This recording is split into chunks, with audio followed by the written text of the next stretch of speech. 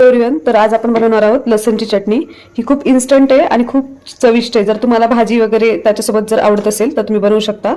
त्यासाठी मी काही लसणाच्या पाकळ्या घेतल्यात, त्याच्याबरोबर थोडेसे जिरे टाकायचे आणि त्यानंतर 2 ते 3 चमचे तिखट तुमच्या म्हणजे चवीनुसार। जर तुमच्याकडे तिखट जास्त खात असतील तर तुम्ही जास्त टाकू शकता।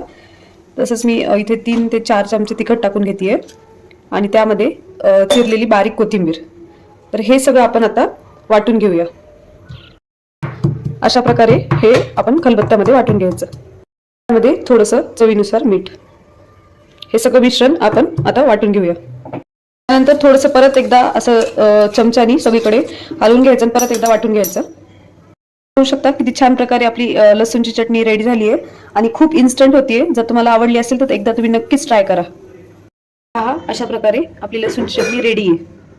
तर तुम्ही नक्कीच ट्राय करा आणि आवडली